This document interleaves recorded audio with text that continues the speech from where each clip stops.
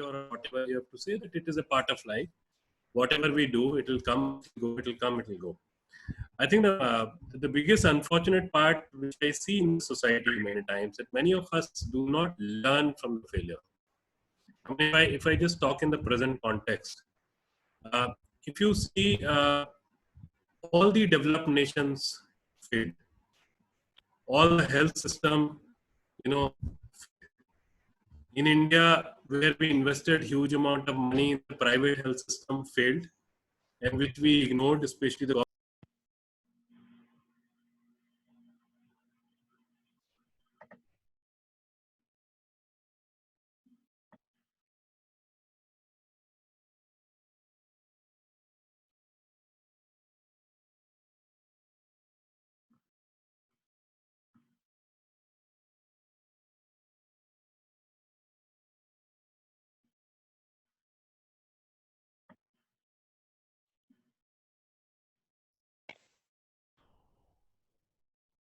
from the rejection. And rejection really became a big challenge for me, which I said that, okay, fine, if someone is saying that no, clothing is not an idea, if you want to do something meaningful. So my target in my life, way back in, say, 2 decades back, became that let me make clothing as an idea, as a meaningful thing. So that's a personal thing. And the credit for that goes to my parents, who just gave this beautiful value system, and I am only a keeper of that, and I'm nurturing that, and I'm remembering that yes, I enjoy tough time. Yes,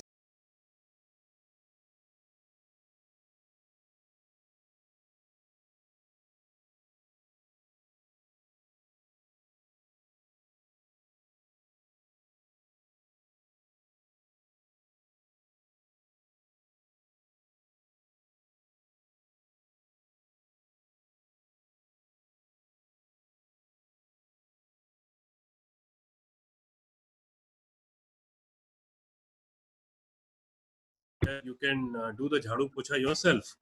And instead of just dying on those houses and buildings, the fact remains that all the big buildings, including religious institutions, all the big offices, all the big cars, are somewhere. And all of us are just surviving on basic dal chawal, which is, unfortunately, the people who made houses for us are homeless, and the people who, because of whom we are sitting inside our home, the rice grower, the dal grower, are in the queue for 100 grams of rice. So I think we should take. We never took. We never. The society has really, and this virus especially has really proved that all the big weapons where we invested our money, all the big buildings where we spent our money as nations, as individuals, have no meaning. So, Anshu, this is very, very interesting. So, one, you're giving two instances here. Like, one is, of course, you're saying there is something like a institutional, societal failure that we're saying, and then, of course, you're talking about some individualized actions and so on and so forth. But let me ask you a question: who do you think, from a national viewpoint, if I say, or a societal viewpoint, who do you think would be the inspiration for you? And as an individual, who do you think would be the inspiration for you? I have been saying, I was grown up in cities, okay, and much smaller towns, because my father was in a transferable job, government job, and an extremely honest person. And the honest person in the government job actually go through and see the best possible places in the world, which are the remote places, because the transfer is one of the solution for such. But I would say that I grew up in the city.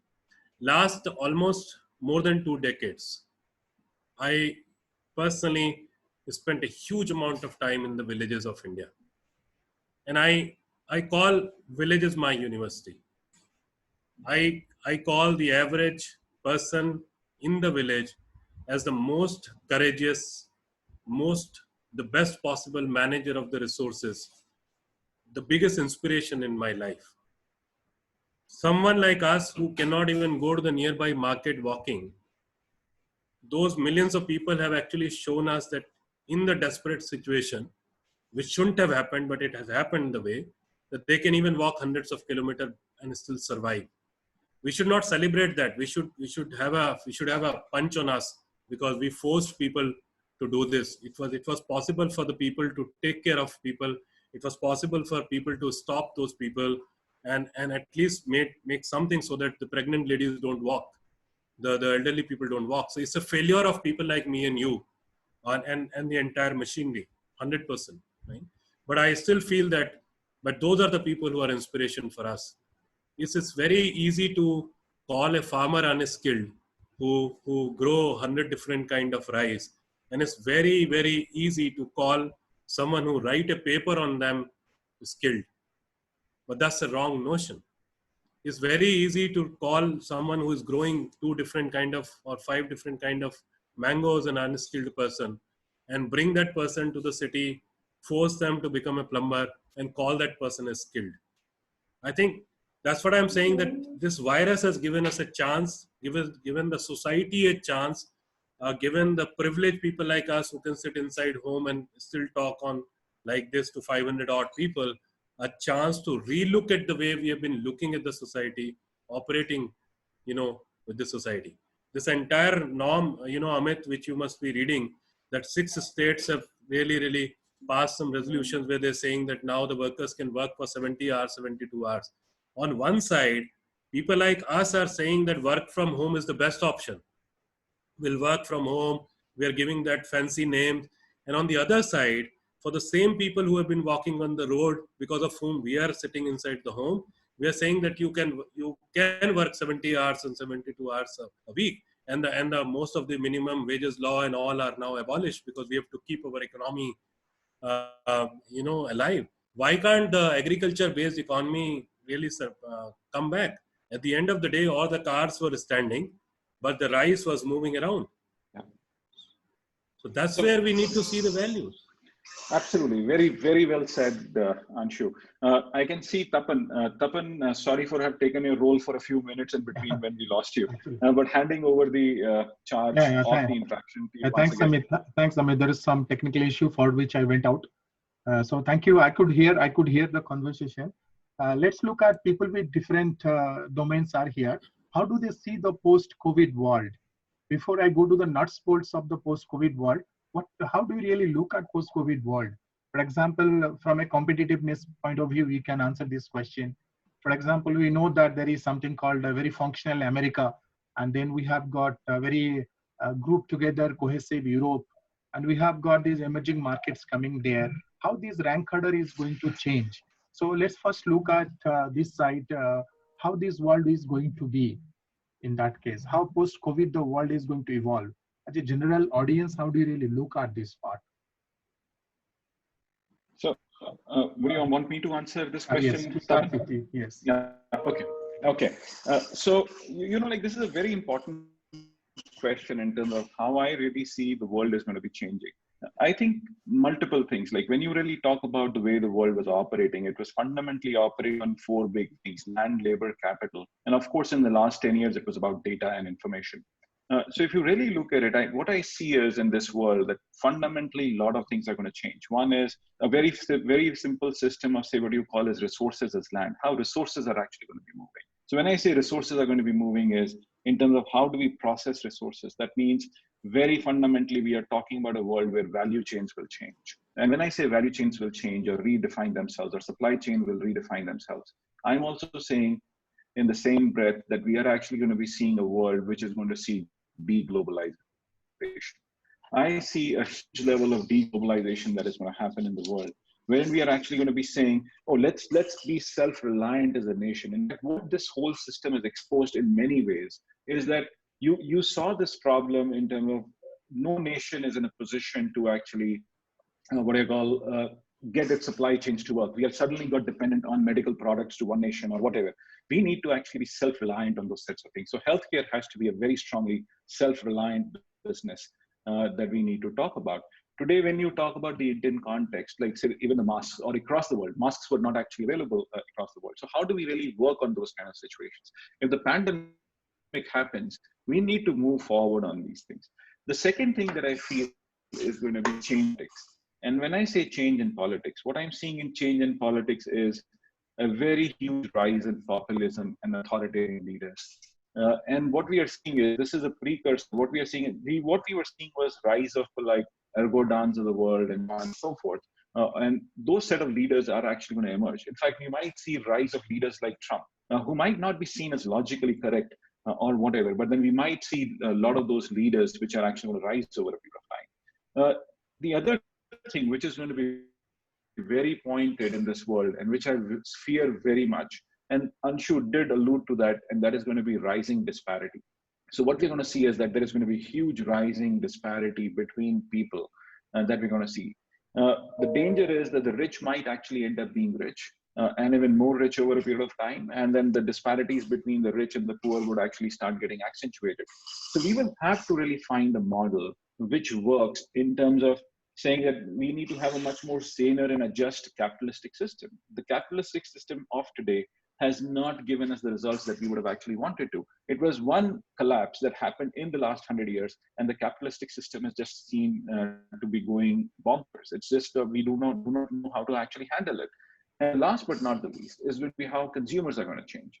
So that means consumer behavior will change. I think a lot of people will now realize that they do not need a certain set of products. We were just obsessed with accumulation of products and things. Suddenly the last 50 days or 60 days has actually taught us it is not about accumulation. It is about life. It is about enjoying life. It is about enjoying a very basic sets of freedom. You might actually have a very swanky car or a very swanky watch, but you're not able to do anything with it. You are sitting at home and you've got stuck. So consumer behavior will change. But the most important thing that we'll have to see is how do we redefine capitalism in this post-COVID world? How do we solve problems of the world? It cannot be the remodels of capitalistic society that we have actually looked at in the past. And that is what is going to change. And it is a huge change. In fact, the last time when this kind of a thing happened was in 1918, when you had the Spanish flu epidemic. And the world changed. You saw a huge rise of a very interesting capitalistic society. I think we are going to be redefining our societies in the coming few years. We will actually see as to how we will see a huge change in the way people actually interact, to how nations interact, and so on and so forth. It is actually going to be about I feel the world is in the next 5 to 10 years is going to see a more humanitarian basis for existence rather than an exploitative basis for existence. I'm hopeful on that. I just hope we do not take that negative path and become absolutely unjust. A very simple example. In fact, a lot of people say, what will happen within the, say, pharmaceutical field? The pharmaceutical field could be, oh yes, somebody is going to come out with a vaccine for a pharmaceutical, for a COVID-19. Now the question is going to be that should you actually let those enterprises make tons of money on that? Absolutely not. Your capitalistic system will have to be, we protect the rights of humans first. In fact, what has happened in India, right or wrong, I think the choice was between survival of humanity or survival of economy. I think we chose for survival of humanity. Some mistakes that actually happened, what Anshu did allude to. But if we were able to get it right, if you're able to get it right, I think India could be a great example of how things need to be looked at in terms of economies and the way forward. Thanks, Amit. Mark, there is a specified global order which was established so far, whereby countries have been put into different levels there. But post-COVID, how do you really see this global order changing? And is there a message for India or message for countries, many countries in that way? How do you really foresee that part? Right. So, Tanda, first of all, I mean, I feel animated and refreshed by the conversation that Amit is making, because it's reflections that I have also had, which will also answer your question. Just as a provocative way of looking at this, if 2 months of lockdown are truly bringing the world to a brink, ask yourself how sustainable was our model before. If all it takes is 2 months of just being down to essentials, right? And the entire society seems to go into a meltdown. Well, probably the problem is not COVID-19, is everything that we had before that was not designed for any form of resilience. So I have to say this, maybe from a privileged position, but maybe COVID-19 is exactly what we need to start understanding that if capitalism was designed to address important needs, in the last few decades, we've forgotten what important needs really are. And I think hopefully this will actually help us to reprioritize, I think, what defines life, because I think we have lost the conversation in transition. And as a matter of fact, this has also created a new global world order. I think the winners of this pandemic are those technocratic countries that have been able to work through some form of intelligent social distancing and the use of technology by trusting people that have to some extent crushed the curve, and they're now starting again. I'm talking about the little bubble between New Zealand and Australia. They start being an interregional hub. I'm talking about what South Korea has been able to do, Taiwan, to some extent Singapore. I mean, really, there has been a clear number of countries that have demonstrated much better capacity to manage this. So the winners are clear. The loser is the old world that was somehow nested around the US and Europe interest, because you also, if you're looking at the global number of people infected and number of people dying, the large majority of them, they come between Europe and the US. And these are some supposedly rich countries. Shows you again, what does it mean to be rich if you can't even take care of your healthcare without necessarily going into this extreme measure like it's currently happening, where we have created this false dichotomy between the economy and public health. So I think we will see the epicenter of the world shifting at a much more significant pace towards Asia. You know, the epicenter had already demographically shifted towards Asia. This is clear. A lot of investment was already going into Asia, and European economies were somehow smaller and shrinking. The US economy was on a steroid for a few months, but many of the jobs that also the Trump administration has built, they were poor jobs or bad jobs, which means jobs that don't necessarily give you the perspective of a life. And so I think this has been a lesson for the West, that the system that we have to some extent dominated for so long was becoming exhausted and incapable of dealing with complex issues. Countries like India, to answer your question, you know, there is a clear understanding of innovation. There's an understanding of grassroots. There's an understanding of frugality and frugal innovation. There's an understanding of jugaad innovation. There's been for many, many years the understanding that community-based solutions, they can work. Now, the problem with this is, how do you scale them? And how do you make them now much more sustainable? How do you reconcile the environmental conversation? But these are problems that can be addressed. So I think future of a country like the emerging economies, a country like India, is really to start understanding that innovation doesn't have to come with billions of dollars in R&D. You can think about innovating by testing that directly into the market. We have a colleague at the Harvard Business School with Amit, who was working with the late Clayton Christensen, who wrote a wonderful book called The Prosperity Paradox. And he mainly said, in the West, we build the process first, and then we're going to bring it into the market. And that has a cost. In the emerging economy, you let the market validate first, and then you build the process around this. Why? Markets are much more intelligent than what happens in an R&D department in any organization. So thinking about reversing the relationship from grassroots onwards rather than top down, I think is where large countries and also large population can truly become a new model. Things have to be taken into account, like infrastructure, healthcare, allowing people to have the essential need required to have a life of decency. I mean, these are important conversations to have. But where do I put most of my faith is, of course, in the emerging economies, much more than in the West. I have to say, as a Westerner, I have been very disappointed on how the Western economy have completely mismanaged this because of the lack of interest in collaboration. One thing that I always found extremely visible in this last few days is how big the challenge that we have is and how small our European leaders actually were. And this is actually something that truly hit me. In my understanding that maybe we were under the impression that these are safe places to be. Maybe they are if everything is good, but have you ever noticed that when everything is good, everything is always easy? But you truly test the system when the system is under stress. And clearly this system that we had was not designed for any form of resilience. So that's just a reflection of where I think the world order will go, shifting over to Asia, the emerging economy becoming much more somehow design and architects of the global order. And Europe and the US will have a shrinking role because they also are areas of the world where events like Trump and Brexit have brought nationalism as a form of governance. And go back to what Amit said before, it's the worst possible scenario that we can have, that as we increase inequality, we empower monsters to be elected. Thanks, Mark. Thanks for your view. It gives a very good feeling that we are on the right track. Now I'll come back to the scenario, post-COVID scenario. If you look at, Amit referred about consumer behavior. So if you referred about the way we consume things, whether it is about entertainment, whether it is about education, or whether about product and services, we have always fallen into the community-based consumption. For example, if you go to a village and there is an entertainment, it's a community-based entertainment. When you go to an auditorium, community-based entertainment.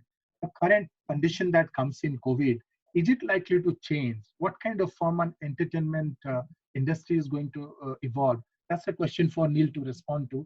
How does he foresee the future about his own industry evolving, where there is a question about touch, feel, and being close is being talked about? Yeah, well, I personally feel that it's definitely going to take a hit. I mean, if you've already started seeing that theaters are going to be shut for an indefinite amount of period, So, having said that, the Producers Guild has already started issuing out and maybe also making pointers which are going to be circulated to all the production homes as to how and what the guidelines are going to be as far as um, handling a set. So right now these questions are so let's put it this way, we don't have definite answers to any of them, because we can always start, we can always have had a plan, but right now unfortunately we can't plan. We have to start multitasking also. So all plans and all future plans that were there are all on a stagnant point. Production wise, if you're going to talk about it, production is going to be very, very difficult. There are going to be a lot of guidelines following a few countries that have opened up filming and shooting. I think Australia has opened up a few places where we are allowed to film. I think they are following a guideline of just a very few members on a set. So most definite, there will be a massive amount of unemployment happening there. Where theater chains, we are talking about where you are talking about consumers getting into a theater and using that entertainment, I don't think that that's going to open up very soon. The big question is, even if they do open up, we are already in such a panic situation in our state of mind right now. Are we all prepared to go and sit in a theater with so many people, and are we still wanting to? So that is a big question as to, yes, of course, if there is a cure to the COVID, if there is a medicine that happens to be released very soon, I think a lot of panic will kind of settle down. But as far as the production is concerned, as far as entertainment is concerned, it is going to take a lot of time for it to come back to its normal state, because let's not forget, making a film is a process of almost about 400, 500 people together on a set.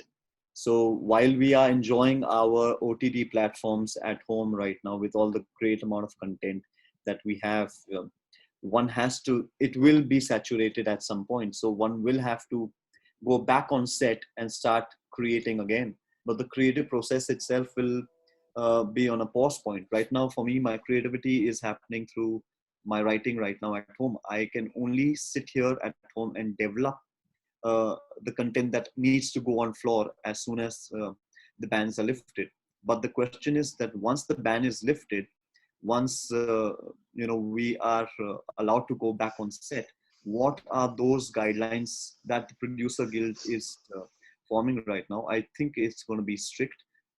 Internationally, like I was talking about, I think they've started segregating sets with only a limited amount of people on a set.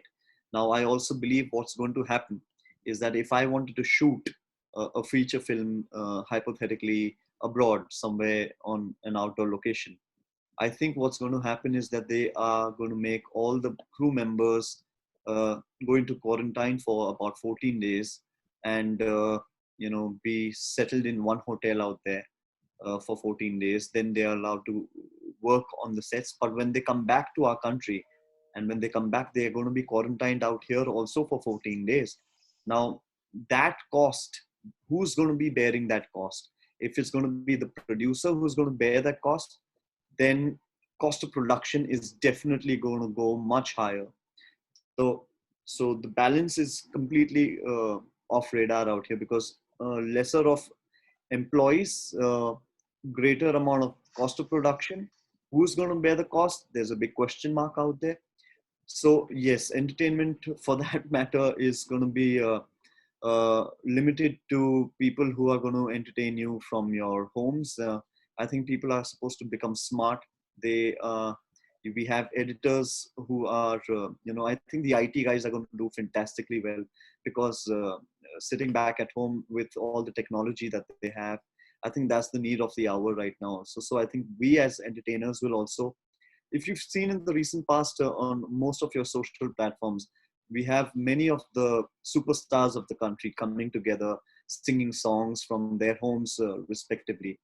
I don't know, but maybe there is going to be a certain change in a direction of how you are going to watch the content that's going to come your way. Yes, the kind of production value that we are talking about, the kind of big films that we are talking about, is definitely something that's going to be a lot of concern, because a massive amount of money goes into producing a big film. Hypothetically, a film like mine recently, which I released, was a film called Saho. The cost of production was about 350 crore rupees. But to recover that kind of money, I'm talking about 350 Indian crore rupees. So when I'm talking about that kind of money to be recovered, you need that kind of footfall into a theater. Now, I'm not sure uh, whether we can, whether the economy can, whether the productions can afford to really go make that kind of production value films and go straight to OTT, whether they will be recovering that kind of money. So as far as entertainment is concerned, yes, there is a lot of content right now that we have on OTT platforms, but people are slightly fickle. We've been feeding them. It's a demand and supply ratio. Even the platforms really require a lot of content being produced and given to them very fast and very often. Every month, we have platforms like Netflix, Hotstar, Amazon, Z5. All these platforms need content constantly. So even now, for example, right now, I've just finished writing a web series, and I'm discussing the web series to go on floor as soon as the entire ban is lifted. But where we were supposed to shoot the whole series in London, now we are contemplating of shooting it in India. So, but within India itself, we are not sure where we will be allowed to, the locations that we are going to be allowed to shoot at, and the locations that we're not going to be allowed. So a lot of creativity has also going to be, is going to start taking a bend point. So yeah, as far as entertainment is concerned, I think you guys need to all start learning a form of art. Like I said, start writing, start playing a piano, start learning an instrument, and start understanding that entertainment for you is yourself and your family. Yeah, I guess for now. That's what it is. Thanks, Neil. I will come back to you on your opinion on education, entertainment, edutainment later on. I'll go back to now Anshu. Anshu, there are two firm believers in our panel, including my chairman, who think that equity should be brought in, whether by using technology or by intervening or delivering at a lower cost level, but the gap between the have and have-nots have to come down. Just now, Amit pointed out that the governance structure-wise, you may see more autocrats. Do you foresee that? Because I see the pandemic is so big that the government is almost giving power to the local representatives to manage the show there. Will there be a distribution of power? And that will result in reducing the inequity between the central government and the state governments, or the authoritative forces and other ones? Do you think that that gap which we have in the society can be solved by more democratized governance, or we'll fall back to what Amit is saying, that there'll be more autocratic governance? What's your viewpoint? So the answer is that it can be solved by the more democratic process for sure. But the concern is whether that will happen, because I think one of the saddest scene which many of us saw in this particular disaster, that even the police, fine. Uh, I mean, many of them have really done a wonderful job. There's no doubt about it. But when people are walking and you beat them, I don't understand that what was the necessity to beat people who just wanted to go home. Fine. And also because in our case the governance has been an issue. We have all kind of municipalities and the panchayats and all, but how many of them are really working well? That's always in a question. So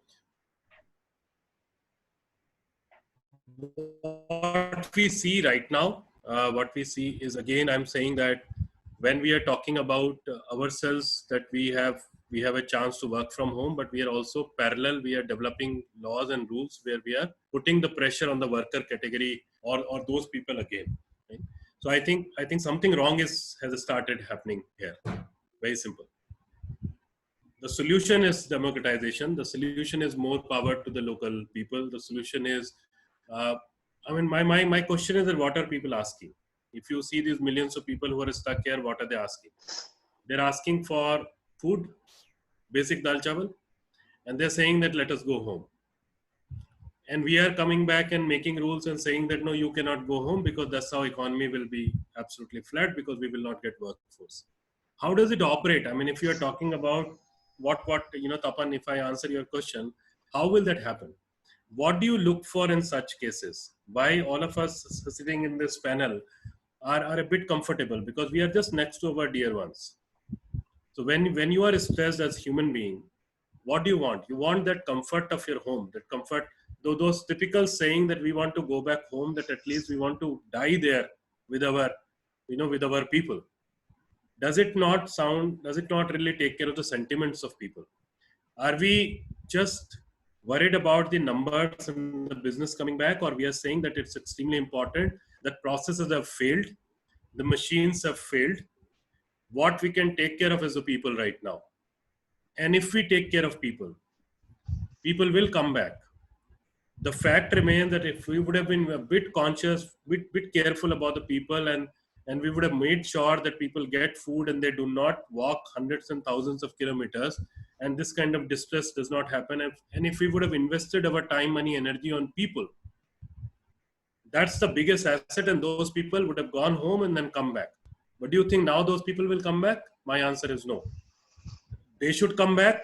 My answer is no. Why should they come back? I mean, why should they come back? To again get into the vicious cycle of the exploitation? And I can explain in Indian context, and that context is not only Indian. Okay, we are talking about India, but this virus has also flattened the world. So three things will happen. The first phase is poverty or hunger or starvation. The second phase, which is very important economically for all of us, is the entire debt cycle. Because when you talk about the informal economy, we all know that there is a debt system which goes on where people take 100 rupees at a interest rate of 8 to 15%. And in this case, that will only go bad. That is the second phase. And the moment you get into that debt cycle of the saukars, of the local people, of the money lenders, you're not able to come back from that. You're always and always there. And this is what has happened. I mean, if 10,000, 12,000 farmers committing suicide on an annual basis in a country like India and many, many other countries, you can understand why it is happening. And the third, the worst phase, if that happens, that is the absolute distressed migration back in the cities. So we have to really understand people and the future in these three contexts.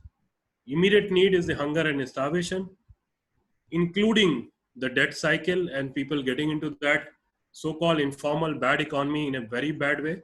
And the third, if we do not take care of the people right now where they've already landed at that particular place, they will be forced to, or the hunger will force them to come back to the cities. And the moment they come back to the cities, a lot of the people who never respected humanity, who never respected people, it is a golden chance for them to exploit further. Let's be very practical about it. Let's not build some hypothesis that suddenly the human nature will change. The fact remains that none of the World War, not the Bhopal gas tragedy, not such huge incidents of all kind of disasters have been able to change the human behavior. Because the privileged people want to keep the privilege intact. So I'm saying this virus, which should not affect us physically, but this virus should certainly impact on our thought process. And that should be the power. Thanks, Anshu. Now I'll go back to Amit. Amit, do you have a different idea on this context, or particularly from the governance point of view, unsetting of various industries? Can you comment on this part? How do you foresee the future? So, like I would, I would rather see this as an opportunity to change. I know, like I allude to what Anshu has been saying, that there are going to be challenges. But I think this is the time when we really have to reflect onto ourselves as to what we want to be. What do we want to be as a society? If we don't answer these questions, we are actually going to be talking about a very unjust world. We are not an animal kingdom, right? We cannot let our animalistic instincts come up. We cannot actually say that we are going to be accumulating stuff and so on and so forth. So we will have to find models which are going to be more just and humane. Let me give you an example here. Like you've had enterprises in India who have actually worked during the COVID crisis, and you've actually had enterprises who exploitative as well. I'll not name the enterprise, but for you to guess, like one of, say, the franchisee-based companies, they are not supporting their franchisee stores. They build their whole brand around the franchisee business, but they're not supporting the franchisee stores. So they leave them to their own vagaries. I don't think this kind of a model in the future will work. You'll have to support your employees. You'll have to find a way to support systems. So what we are seeing is, and from a governance point of view, from a larger, this is the corporate model. So you'll have to move towards more shared value kind of a situation where exploitation is less. But from a management point of view, I think what Anshu was saying is that, okay, these migrants are not going to come back. I'll answer that question in a different way. I think what we are going to see is that people will want to work from locations where they've actually been born and brought up. So you'll have to find solutions, or economic solutions, or economic geography solutions, that people are going to be working from, say, tier 2, tier 3 cities, from their villages. It is time that we have to go back to that Gandhian philosophy, the Gandhian economy model, that you have to make your villages resilient. You will have to make your small cities resilient. Your cities of 50,000, 60,000, 100,000 people, they will have to become more resilient in themselves. Say, will these people come back? I find it very unlikely, because they will actually have got disgusted or feel very frustrated at this point in time. But I think we can involve them in the whole economic story in a very uniquely different model. This crisis has told that we can actually find solutions to many problems from various locations. It's not that everything is closed down. There are some things actually work. There are people who are trying to find some solutions. So for entertainment, as Neil was saying, you will actually have individual entertainers who would actually come up very strongly. You might not see content getting created like films in a very unique way, but you would see some different set of content getting created. In fact, just as an example, my son is a what I call musician, and he's doing his first video, and he's actually having all these people who are performing, one in New York, one in what I call Bombay, and they're actually trying to do that video through video cams in the homes and everything. So there are going to be those unique things which would actually come up over a period of time. I think, even say, if I really look at it, education for that matter, I think education has always been a what do you call as a supply-driven business. It will transform into a demand-driven business now. The only caveat here is that the professors are the last ones to change. They are the archived dinosaurial nature, because they find it very difficult to change themselves. But the question is, if professors are... Tapan, over to you. Mark, I have a question for you. Since we are discussing about how the world is going to merge, my question to you is on 3 dimensions: development, conflict, and education. What is your opinion how the world is going to evolve from these 3 points: development, conflict or peace, and education? Okay. Thanks so much for your question. I think the development part is something that we'll see rising by what we can consider global asymmetries, which is a work that I'm currently trying to curate more and more. And I started to understand, even myself as an economist, that if globalization was trying to get this sense of convergence, the post-COVID-19 will probably be an opposite process. It will be a process of devolution. Similar to what both Anshu and Amit said before, there will be much more sense-making on territory, on functional geography. There's an Indian American scholar that you might all know, Parakana, who also talks about the fact that territory will become a much more intelligent form of economic value rather than countries per se. So I think development will see, I think, a paradox between, on one side, nation states becoming more important because nation state will define things like lockdown, public health, borders. And on the other side, we'll see way more regions that will actually be part of the development. So most of the value will be concentrated in regional economics, much more than what we consider national economic or national frameworks. And also, I think one of the challenges we're going to have is how will we make sense of the multilateral organizations now that we do have global problem, but we are trying to address the global problem in local terms. I think we're going to see much more of a form of downsizing of the multilateral organization into regional organizations, like chapters.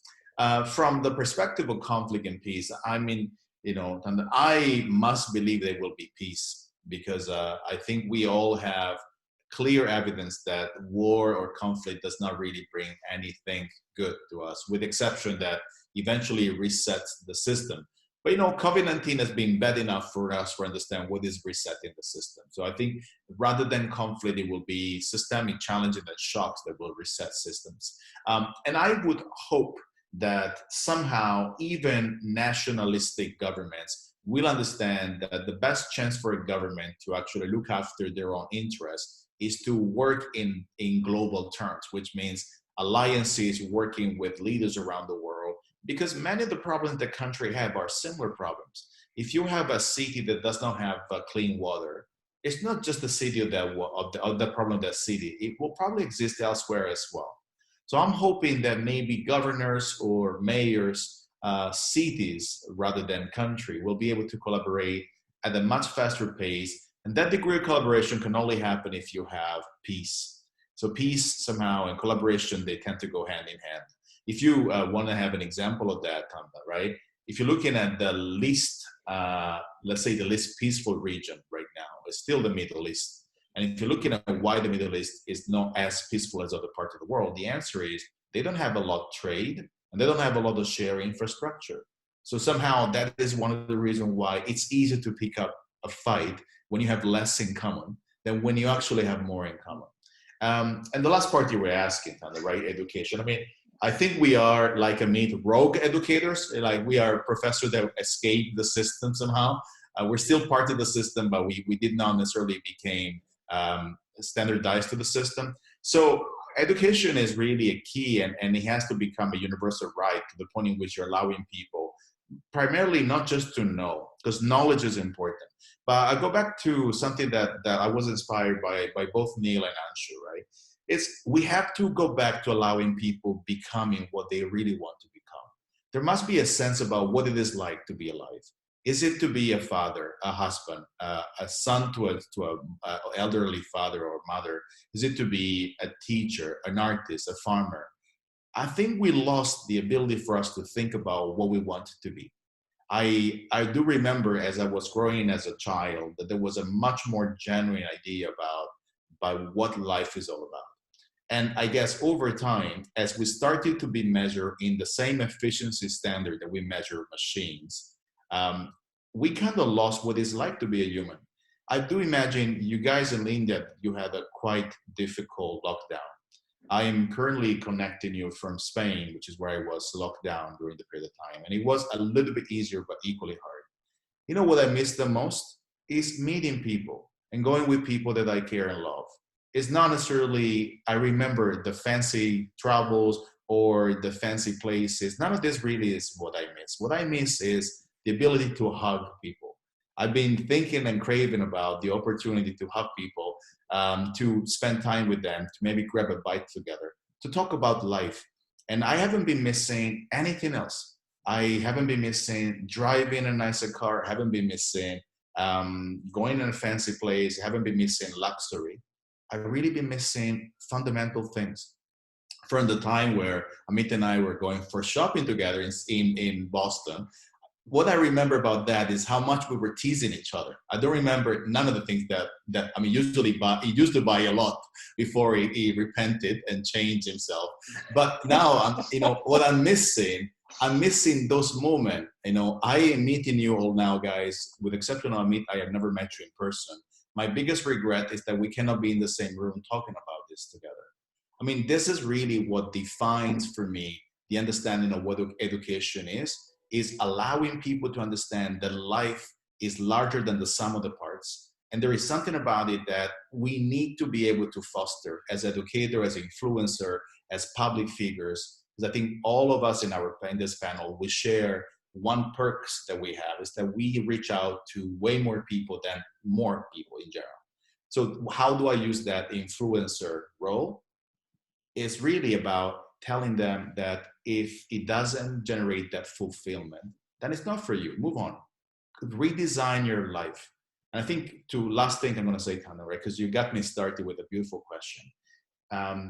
Amit said it before. We have a unique opportunity to design the future we want to have right now, because we can't go back to what we had. I mean, unlikely we will have exactly the same design. I think the opportunity right now is to say, how do we envision this? Let's make it happen, but let's make sure that that future has life and humanity at the center of the development, rather than becoming marginal externalities, which is also one of the reasons why the system before was making so many people poor and trapping in inequality, because it was never thinking of them as people. It was thinking of them as units of production. Anyway, that's my thought. Can I just ask a question to Mark? Mark, just to elaborate on something that you just spoke. Yes, Neil. I just found this really beautiful, the way you said about going and wanting to hug people. So I just wanted to bring up an anecdote, and share a moment of mine. Just a couple of days back, so we've been under lockdown. My society where I stay in India has been under severe lockdown for the last 2 months. And we are taking great precautions because we have a baby at home, like I said. So both my wife and I are paranoid because we don't want to take chances with her. Now, Right. having said that, just 3 days ago, our society eased it down slightly for us, and we were allowed to go out and walk on a lobby level, but we had to maintain a certain distance. Now, normally I would go and meet my members of my society who are my family with that hug, with that warmth. Now, I'm only afraid, is this going to be the new social approach that we have for people? Is it going to be the panic that we are going to create amongst ourselves for how we are going to meet people? I think Anshu and both Amit, all can answer this also, because this suddenly got me thinking about, though I agree, I'm staying very far from my father and from my mother. They're back in town, so we're staying separately because my father's 70 years old. And we were medically advised to keep the baby and my father separate. So I decided that my daughter and I stay in one of our homes out here. My father continues to staying there. I am extremely emotional a man, and I'm very, very, emotional about my father. We unfortunately had a loss in the family during this period. And we want Mr. Rishi Kapoor, one of the biggest icons in the Hindi film industry. He passed away in this pandemic, and even Mr. Irfan Khan. And unfortunately, we couldn't go for the last rites also. So now, when a situation like this happens and suddenly this ban is lifted and we are allowed to meet people, how is it going to actually affect our mental state of approaching people? Am I still going to allow those multiple people coming back to my production office? Am I going to be going and hugging people? Or am I actually going to be somewhere I will have that panic that has been or mentally been created in me? I might have an OCD issue, for example. Right. But I might, go out there and say that, hey, hi, what's up? How's it going? But maintain that 6 feet difference, between us. So how's that going to affect relations is what I want to ask all of us out here.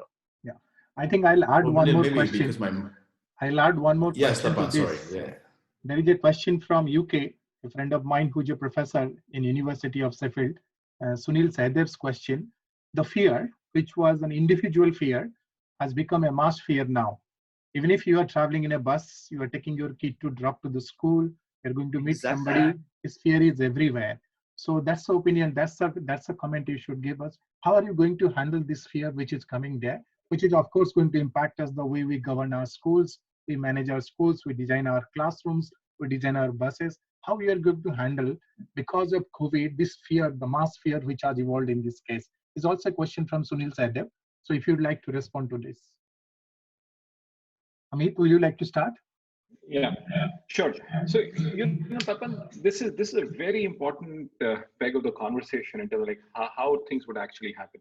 Like humans by nature are very resilient, and we would always want to overcome the crisis that actually happens. In fact, this is not the first time it has happened. It has happened way back in the past. It has happened at least 3 times in the last 400-500 years. The pandemics have actually hit us. We do change certain levels of our behavior at that point in time because the fear psychosis stays. But over a period of time, there are two things. One is either that each one of us would actually become resilient to this disease or whatever we are calling as herd immunity. But the second, I think more important is going to be that once the vaccination is there, I think this fear goes out of the window anyways.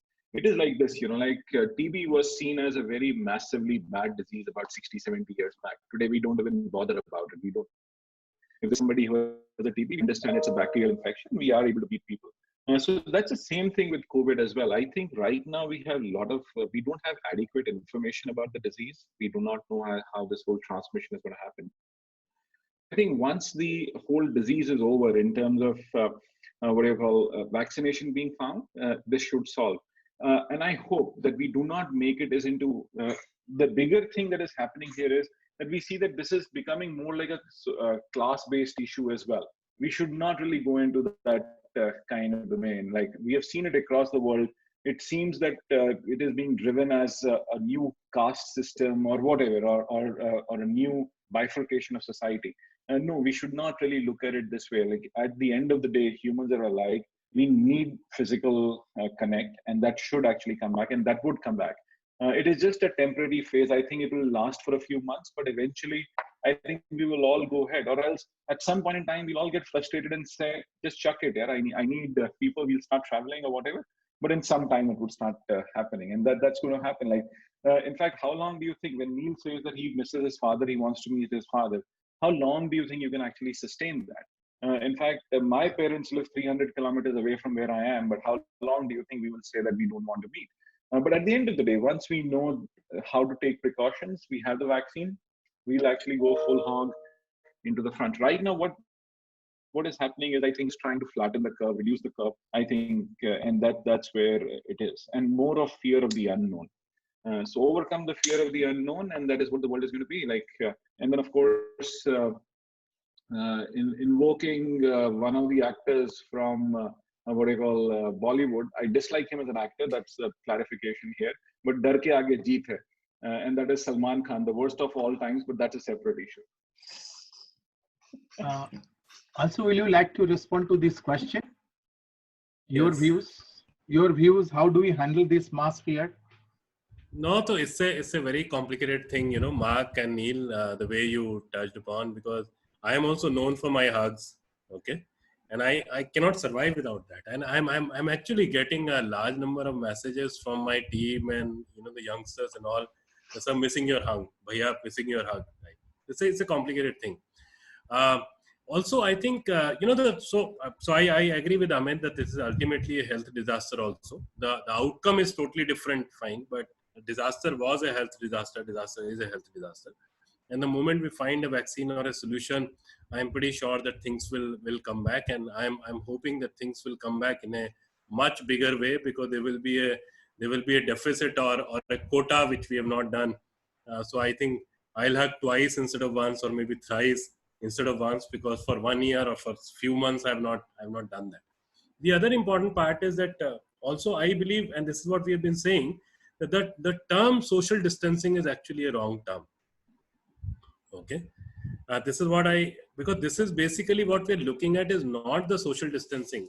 Rather, socially, we need to be more connected, stand with each other, fine, and be with each other. There has to be a feeling of fellow citizen. What we're looking at is just a physical distancing. So I think it is a time that we start changing this to physical distancing, because that's the need of the hour, not the social distancing. I mean, in this panel, we might be sitting at 5 different places, but we need to feel connected. We need to really, and now this disaster has actually given us a chance to be connected socially much, much more, because we are literally sitting at home in our own whatever. We can connect better, we can call people, we can talk to people, which in our so-called busy life we were hardly doing. So I am pretty sure that it will come back. But most important part, again, I'm going back what I was talking about, the migrant laborers. That what are they looking for? They're looking for someone, their parents, their mother, father, their kids. So this is not a disaster where we should only talk about the economy, the process, the numbers. This is also the disaster where we need to talk a lot about emotions, about humanity, about human beings, about relationships. I think then only we'll be able to really come back much faster, because when the lockdown opens up, lockdown for large number of people is just a date, but lockdown in the millions of life and people like us, to me, lockdown is till the time I am able to hug someone. To someone, lockdown is till the time that the person really comes back to his or her job and start earning. Lockdown is not a date for us. So it's extremely important to value the fellow human being and the emotions and all to come back. I mean, I'm pretty sure about it. And that's why in our team, in our relationships, we are trying to keep a lot of things intact. We have even started a Goonj channel, for our larger team of 1,000 plus people all across the country, so that instead of going to these useless, many of these useless TV channels and only knowing the distress, they also, get into some good kind of content, which makes them happy, where they laugh at least once in a day, if nothing more. Mark, do you have any point to add into this conversation? Your views about handling the mass fear? Yes. So I agree actually with what both Amit and Anshu has said, in the sense that there will be somehow a moment where we'll go back to some form of normalcy. But also let me use some of the historical references for you to put it in context. We have never really found a vaccine for tuberculosis. We have one that we give to kids that is reducing by 20% the chances. But, we kind of been able to cohabit with this. We have been having a lot of viruses that we somehow were able to extirpate or eradicate or control. This was simply more of a global crisis in the way it was managed globally for the first time, because if you remember the swine flu, this was over 200,000 people who died, but because they were regionally dying, then it's like the world did not really care too much. And we forget that there are hundreds of viruses in Africa, and the reason why they don't come to our places is because Africa is not as connected as China is. So I think we have not necessarily to think of the virus as an apocalyptic scenario. It's more about the question, what are we learning as a society that we're really going to make sure that in the next wave of crisis, be this a virus or something else, we'll be able to respond without necessarily excluding the weakest member of our society. Because one of the things that I guess this coronavirus has done, beside the mental health issue, which is an important part because many people have somehow gone through a different kind of distress, but who has been mostly exposed to this are the people that are already the weakest of society. And I guess that's really where we have to think about response mechanism for the next one. But I too tend to agree, we'll eventually go back to some form of normalcy. Yes, we talk about post-COVID-19 because very likely some form of precaution will be in place. If you remember after 9/11, that changed for good the way we fly. But it didn't necessarily stop us from flying, it just changed the way for us to go through the experience of flying. If you're looking at some public offices in somewhere in the world where you have in a plexiglass, that happened as a reflex of 1950, 1955 smallpox that lasted for a few years and then was eradicated. So yeah, a few things will stay. But I think that, as was said before, we're too much of social animals to be deprived from the most important things. I mean, if there is one thing we understood during this pandemic is really what being a person is, what is really that move us. The first thing we're going to do is to try to establish again those bonds. And I also agree with what Anshu said. We call it social distancing. It's for the time being, it's a physical distancing. It shouldn't be called social. It should be a physical distancing. And then it doesn't necessarily change that we cannot have compassion in this period of time. But eventually, we'll go back to a sense in which the value of what we look for will be higher than the risk of thinking about getting a virus. I'm going to give you an example, the last one. So I was having actually a routine medical check in these days, and I was asking the doctor, I said, what was the number of people who died in Spain of flu last year? Because I know this conversation about flu and COVID-19 is going on, and I know it's been mismanaged because the issue was COVID-19 is much more multiplicative, and it's the very beginning of the transmission, eventually will decrease. But she said in the same period of time in which we've been in lockdown last year, about 15,000 people died of flu. And if you're looking at the number of people who died of flu in Spain, it's close to 25,000, right? Now it's probably more. But it shows you, yes, it's a much more deadly virus at first, but eventually transmission will decrease and it will become a virus like other viruses that we have, which has not necessarily prevented us from having a social engagement. I think for me, and I finish with this, COVID-19 is not more about the public health, is the institutional response to it that for me really matters. Because otherwise, it means that no matter we having a bit of a stronger crisis, if that is strong enough to pull us off, right, then the problem is not the crisis, is that institution that we had before was not strong enough to undergo any form of shocks. Thanks, Mark. I have my last question that personal to all of you. Everybody knows that Neil is a very adorable father. Internet has all those videos of him dancing with his daughter. All of you are nice fathers there. So my last question to all of you is, how do you really see your children's future in a school? What kind of school that you are looking at for your children? What kind of future we want to leave back to our next generation? Neil, to start with. Well, I think I'm quite confident because I leave that decision to my father-in-law and to my mother-in-law. Luckily, my father-in-law is right here amongst us and is listening to this conversation. So I'm going to leave that decision to them. As far as education I concern, both my families, my sister is married into an educated family and educational background. So, my brother-in-law is an educationist, my father-in-law, my mother-in-law, both are educationists. So I leave that topic of discussion for them to decide. I think they're best judges.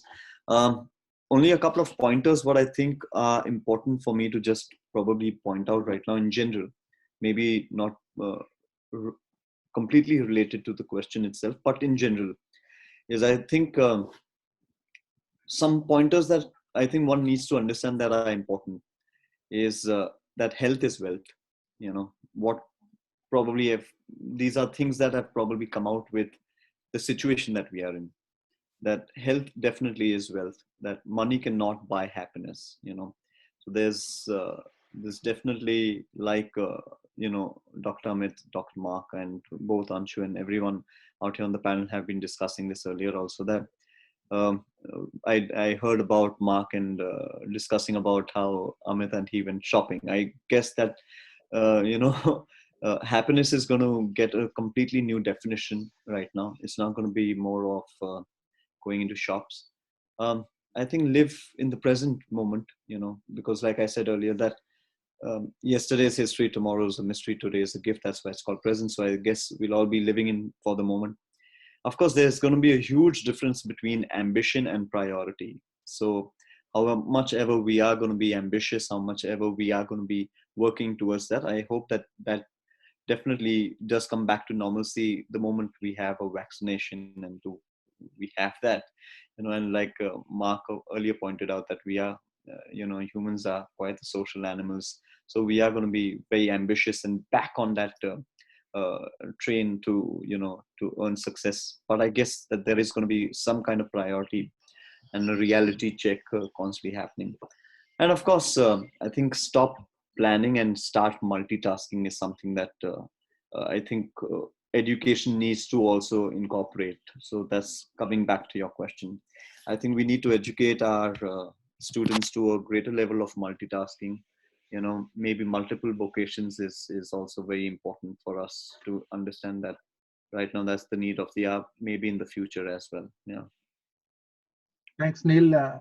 Amit, will you like to add 1-2 lines, each one of you, so that we can conclude this? So in terms of education, like I think I would like to see a system like where students start appreciating the power of reading. Uh, I think one thing which we actually lost in the last few years is because of devices like this and this being in hands of the students, that they just went onto the internet and they're just getting obsessed with it. I hope they understand that there is this whole beauty of reading and they're able to actually look at it. And the second thing is going to be that we have to look at education as an experience, as a learning mechanism, not as a job seeking mechanism. I think a lot of us have actually started looking at what I call education as job seeking thing rather than actually saying that it is about learning. So let's look at learning as a process, not anything else. Jobs or whatever will happen. And the third thing, which I must say, all people who are getting educated should say, we are not there to seek jobs. We are actually there to actually learn and contribute to society, make enterprises. In fact, I would always say that, like within, when you talk about the IIMs or the IITs or whatever, they are not placement agencies. They should be seen as places of learning. I think what we have done is a lot of people have relegated them to as places of what I call placement agencies.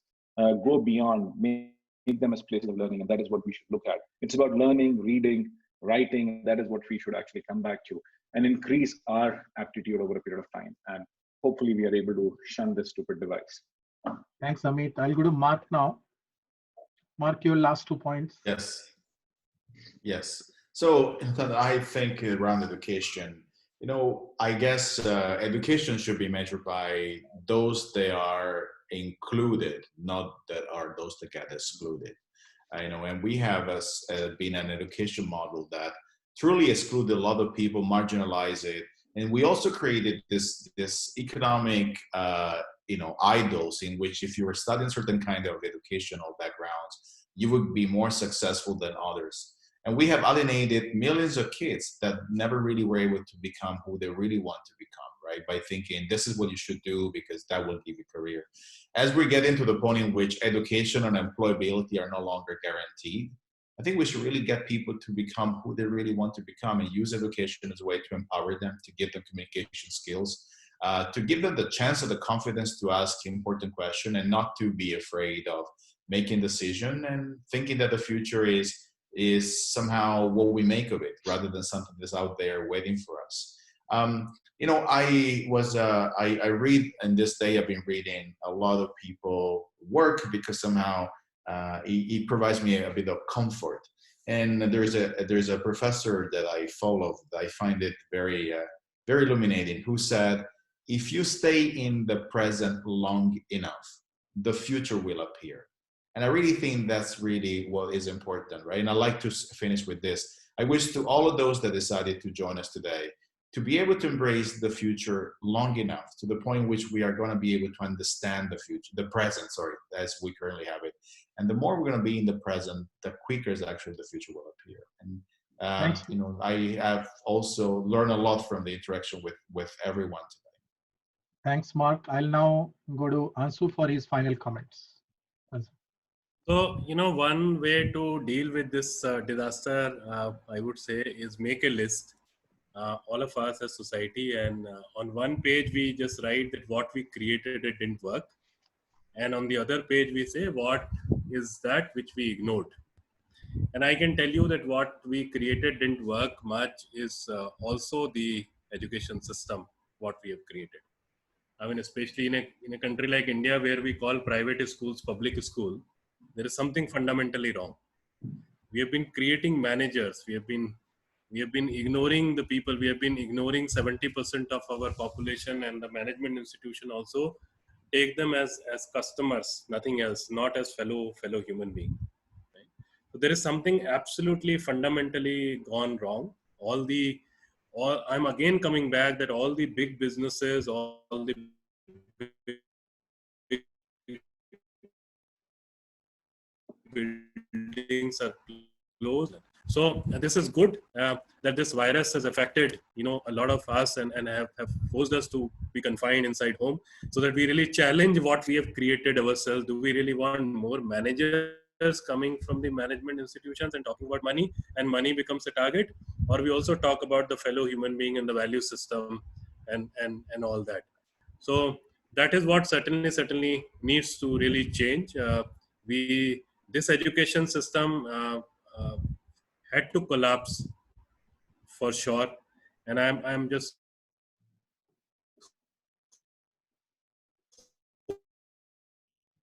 hoping that a part value system will come. To be honest, and colleges have started doing this e-teaching starting at 7 o'clock in the morning, and again doing the all kind of lessons. So they are not improving. They are still pushing the same kind of curriculum, doing the same stuff.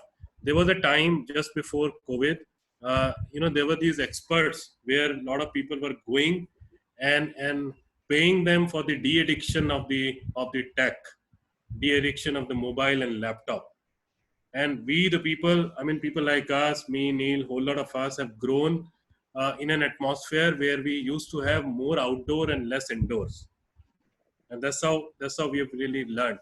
I know that this disaster will stop that for some time, but it's extremely important for people to move out of this laptop and mobile and learning out of that, and become better human being to start with, then the manager of certain funds or consultancies and all that, because whole lot of that has collapsed. Let's accept that. Period. Thanks, Anshu. Our debate of management schools and how they govern will continue, and we hope we'll find out a more socially responsible model. Maybe I'll request our chairman to speak few words before I close the session.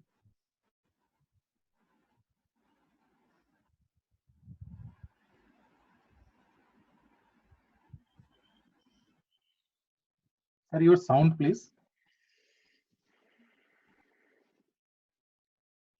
Yeah, so I guess everybody's expressed a lot of thoughts, and these definitely are uncertain times. But being the eternal optimist that I am,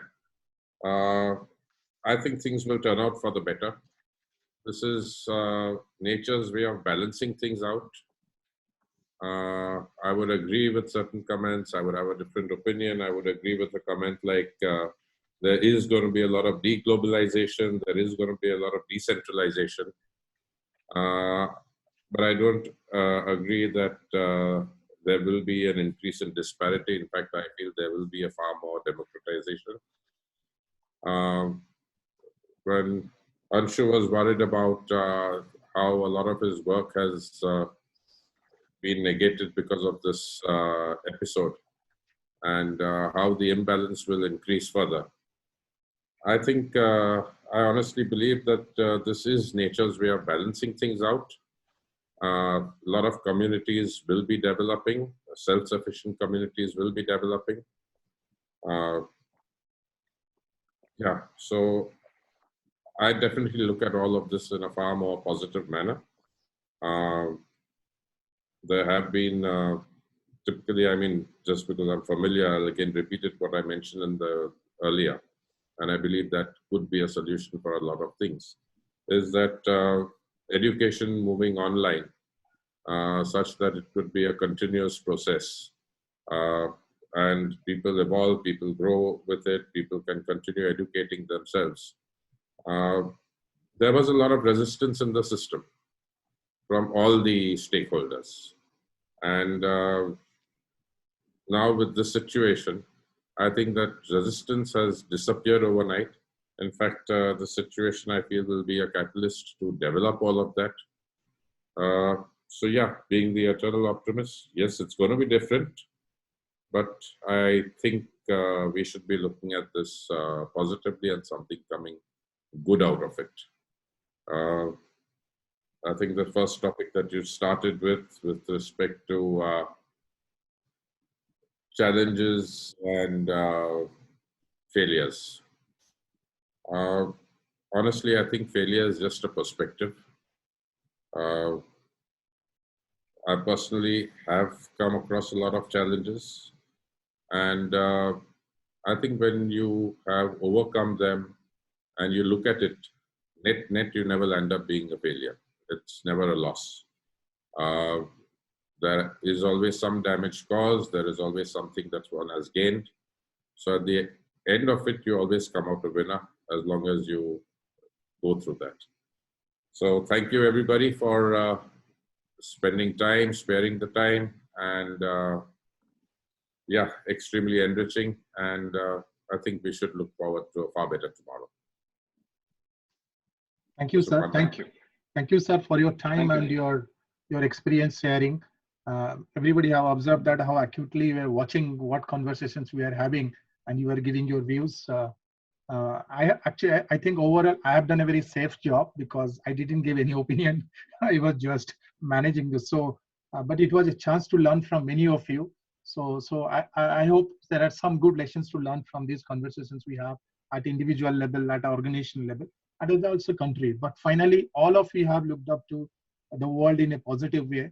All of you have looked into more closeness, not in the form of a physical hug, but some other way of having this closeness. All of you have looked up to living a life to the fullest. Thank you, gentlemen, for your time, for joining these sessions. And all of you are preoccupied with your work, and I tried to catch you up in a very short notice. Thank you all. Thank you, Amit, especially for putting in touch with Mark on that part of it. I'd also like to thank Kavita ma'am for helping me out to catch Neil so that Neil can join this panel. I have a right with Anshu. He's always jump up to Anshu for help, and he has always obliged me. Thank you, Anshu, for our friendship. Thank you, Chairman sir, for your time for these conversations. I'd also like to thank all the members who have joined across the country. Members, I think we had 1,700 registrations, but I could manage only 1,000 people because I have only 1,000 people here. I just want to announce that we'll take this conversation forward every week. And next week, I'm going to answer the question which I asked to Neil, that when a toddler goes to the school, and what kind of fears parents have, and how we are going to handle this part. It's a multi-continent program that I have for the next week, where we have an expert from Australia, expert from Africa, and a couple of experts from India joining with us. I'll keep you posted about these conversations. If you have any views, please let me know so that I can ask, as a moderator, I can ask these questions. And I also request all the members who have listened to this program in the webinar to join back, and let's explore newer things. Thank you, gentlemen. Thank you. Thanks a lot. Thank you. Such a pleasure. Bye-bye. Summarize it, I think you. it's not social distancing, it's physical distancing, right? Thank you, guys. Yes, absolutely. I'm glad that you all said that. Thank you, Anshu. Thank you. Thanks. Thank you. Thank you, Bye-bye. guys. Thank you, guys. Bye, guys.